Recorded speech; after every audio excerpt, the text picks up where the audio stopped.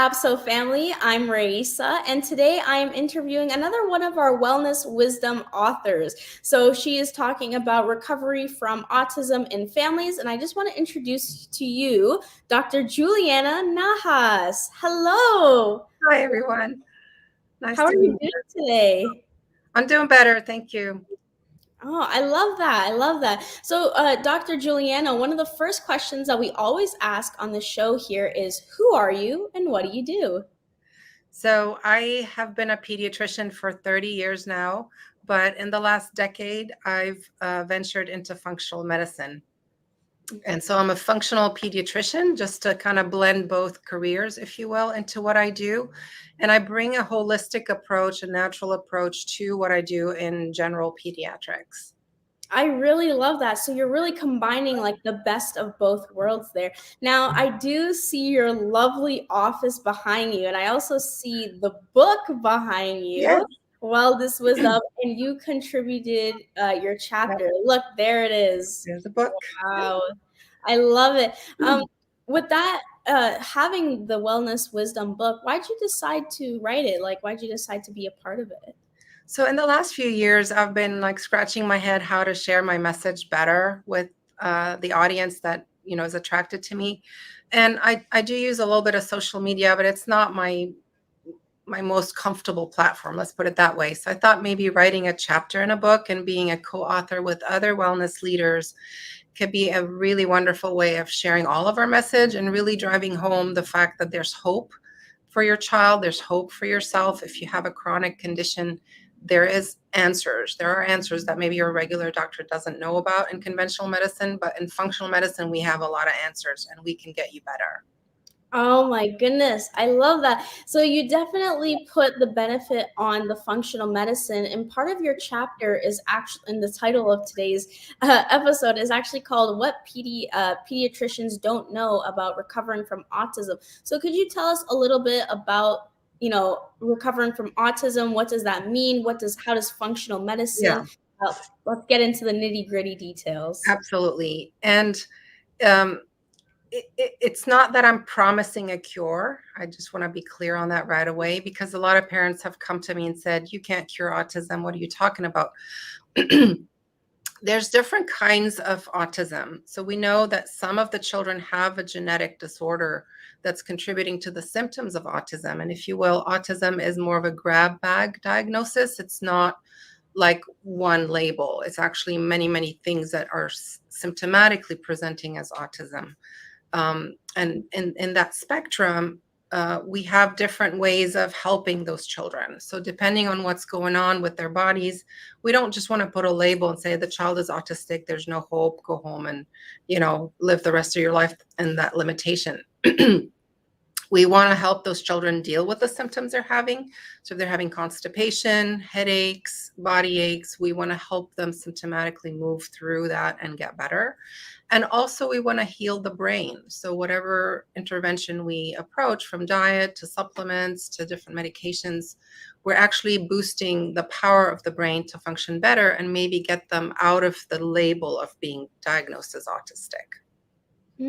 Okay, and you said getting out of the label. So I know you said that there's many different types of autism, but who are the children that you mostly work with, if you're allowed to say? Yeah, I see children with ADHD, with autism, with other developmental disorders. They can have an autoimmune disorder, even alopecia is a common one recently where they lose their hair, thyroid problems, lupus. I mean, we see the whole gamut of chronic diseases. And luckily, it's not that bad in children, but it's getting worse. So I don't know what's changing in our environment that's making those problems come more to the surface. And I think there's a great need for pediatricians to learn how to help these children for sure. Mhm. And I think that's kind of where your functional medicine comes in, right? How did you, come across it? How did you get into that? Yeah, so when I was in my early 40s, after my second child was born, I found myself having like daily migraines, body aches from the shoulder all the way down. It's a lot of joint pain, muscle pain, and headaches. And it was very hard to function. I almost felt like I'm a 90-year-old in a 40-year-old body.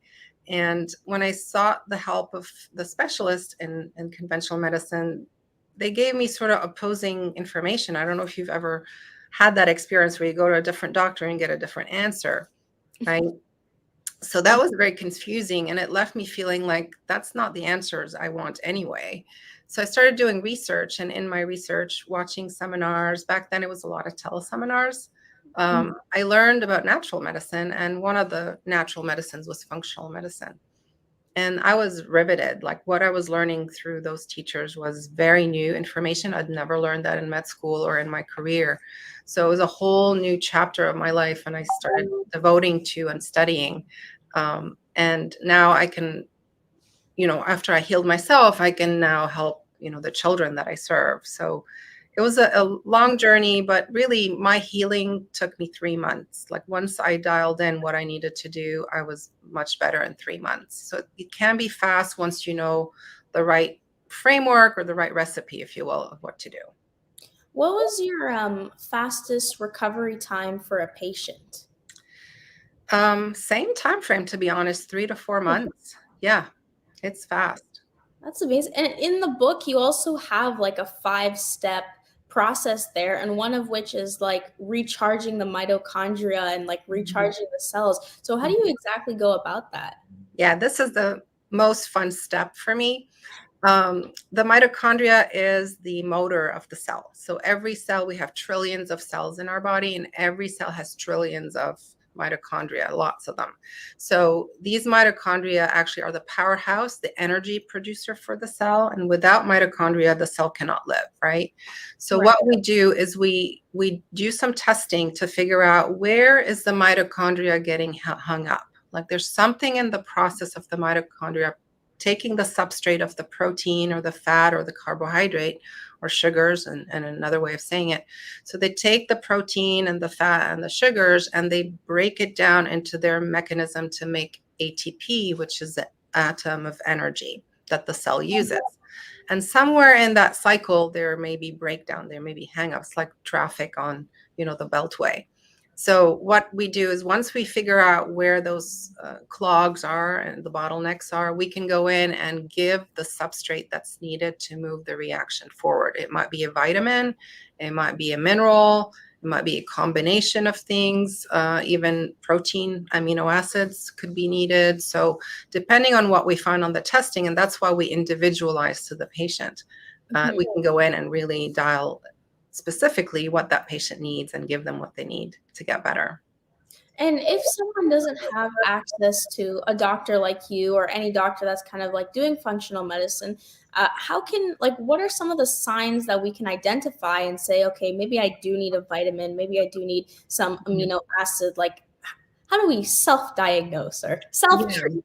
I think you definitely want to get a pediatrician or a developmental Mm-hmm. doctor to give your child a diagnosis. It's the label. It doesn't have to stick, but it's just a starting point. You kind of need a diagnosis to begin the process of, okay, now I know what I'm dealing with, so I can approach it in a logical way. And also, you get services once you get a diagnosis. So you can get speech and OT and PT and maybe music and hypnotherapy, whatever. But all these kind of services help. ABA therapy is a big one for autism. Applied behavioral analysis therapy is what it stands for. These really help the children adapt and learn and do better in school. So you want to get those services in place, because it's not just like a one-man show. Autism requires a team approach. Okay. From there, you can join TACA. It's TACA. It's a association for parents of autism children, and they're also affiliated with doctors like me, very renowned doctors like Dr. Rossignol and Dr. Scourin. So there are different parts of the country. They do telemedicine, and they can help parents who can't travel maybe to do telemedicine services. And I do a blend of that. Like, I see people, but I also do some telemedicine visits. Very nice, very nice. And does that also kind of entail in your program as well? Because I know inside of the book you also have an autism program for like kids dealing with it and like families. So what is the process that you take them through? What's start to beginning? What's it like? Yeah. We begin with a free consultation most of the time. If they're already my patients, then we just talk about doing this autism program, because my goal is to break through the label and to get them to be considered neurotypical children again, right? So they can Mhm. mainstream and go to school and be like any other kid. Um, some parents want the full on program. Some parents just want to start little by little. So I customize to their needs, to their budget. But the program involves some blood testing, urine, saliva testing, and hair testing. We clip the hair and we analyze the minerals and look for toxins like lead and mercury as well. And once we have a picture of the biology and the physiology of the cells, I can better target the therapies.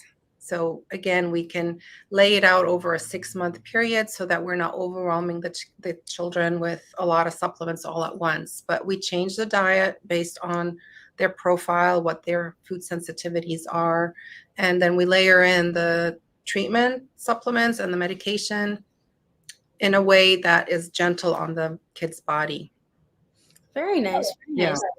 Do you have any stories or any like really nice ones that you kind of remember that you'd like to I share? do. Real quick one. I had a kiddo who's about 6, and Mhm. he had ADHD. And the parents were like, "We really don't want to start. Can we do some testing?" And so we did very minimal testing. We actually didn't do any functional testing. We just did some genetic testing and LabCorp and Quest type labs, very mainstream labs. And Mhm. she came back positive for celiac. So we knew that with her celiac, she needs to be off gluten. And the minute we took her off gluten, literally within a week, her ADHD symptoms went away. So this was a quick victory. It didn't take months. It was a quick, turnaround, because it was a diet related scenario. Oh And my, 3 months? Sorry. it wasn't even 3 months. It was like 1 week. Oh my goodness. Yeah. So in 1 week, she was better on a gluten-free diet. Now, every person's different. I'm not going to generalize from that one case, but I'm just saying it can be fairly quick. I had a 2-year-old, 2.5-year-old come in with autism. He was moderate autism. He wasn't speaking much. By 2.5, they're speaking at least in sentences, 2 to 3 word sentences. And this boy just had one word here and there. Maybe he knew 10 to 20 words at the most. So he's markedly delayed. And he also couldn't make eye contact, and he couldn't sit still.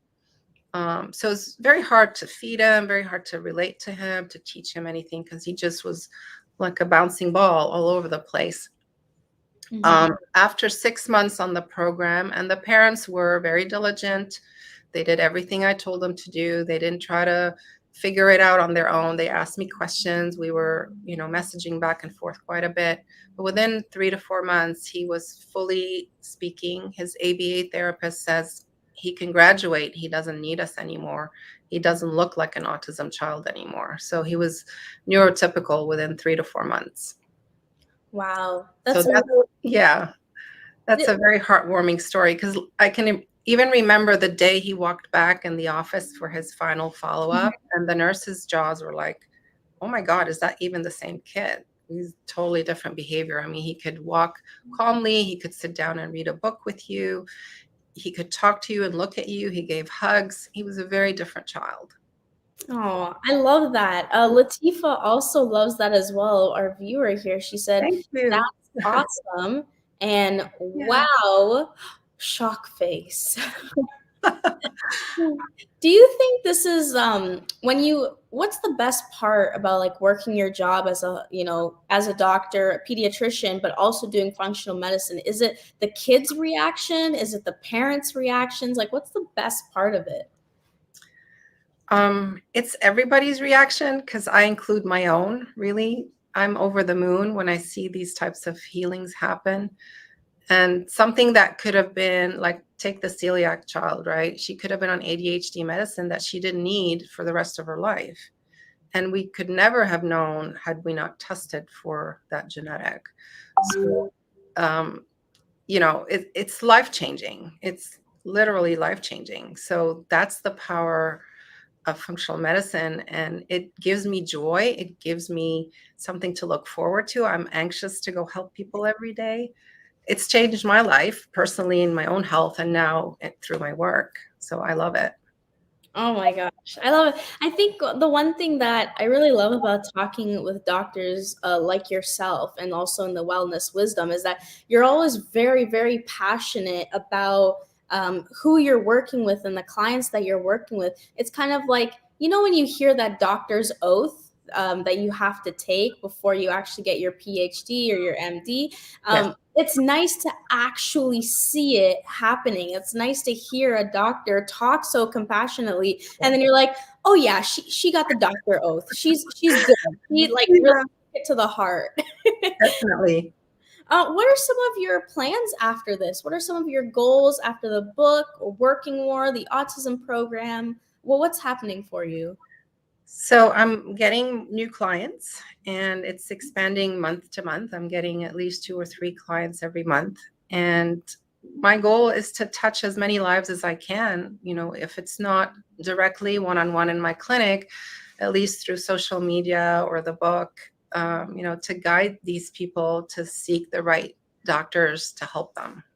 Right. I love that. Oh, thank you. I have one more question for you as well. In Yeah. terms of the medication, if you have a client walking in who's been on medication for a long time, what's the process of kind of like weaning them off? Do you ever see kind of like that? I don't know how to describe that kind of like reaction when they're off of it. Is it hard? What happens there? Yeah, nobody needs to be on medicine for life necessarily. We just have to figure out what's going on in the cells. So let's take a child or a teenager with depression or anxiety. They've been on Prozac or Zoloft for a few years and they're interested in coming off, right? Or even ADHD and they're interested in coming off. So when we do our testing, I can actually dial in biologically and physiologically to what their brain is doing and what they are missing or what they have too much of, whether they have too much copper, not enough lithium. So we're looking at minerals, vitamins, we're looking at deficiencies and toxic chemicals. And based on that, I can create a program that doesn't touch the medicine, but we're going to start healing the body. And once we get enough of a second wind, and the patient can usually feel it, they'll come and tell me, I think I'm ready to get off my medicine now. And that's when we start the weaning. So we don't do anything suddenly. We want to really provide a natural healing for the body and a good foundation before we start rocking the boat. I love that. I love it because I think most of the times too, when you hear about healing, it's like typically it's cut everything off right away. And that's not No. really the process to it. So I really like how you said that you can actually target different science is so cool. Yeah, we want it to be gentle Mhm. and affordable and natural, and we want the patients to feel like $1,000,000 at the end of it so they can tell others, like I did in my own journey, right? That this is it. This is the key that we were missing before. This is what we didn't know before, but now we have the key. We can unlock the mystery. And Dr. Juliana, with that, do you think you'll be writing more books in the future and creating more programs? Possibly more stories, you know? Yeah, more success stories. I'm still early on in the journey that I don't know that I want to write a big book yet. A lot of people have done that, but I don't know that that's my mission. I feel like I'm more of a clinician, not an author. And really, I just use the book as a vehicle to get my message out so that people know to seek doctors like me. I will be sending some clients to you. Just Thank you. well, Dr. Juliana, thank you so much for joining me here today and to our guests. Where can people find you? How can we contact you? Through my website is the easiest way to apply for a free consultation, to maybe look around. I'm posting soon. I'm working on that with my team to post a webinar and to post a mini course on helping children with autism, ADHD, depression, and anxiety. So that'll be up on my webpage, and that's covingtonpediatrics.com.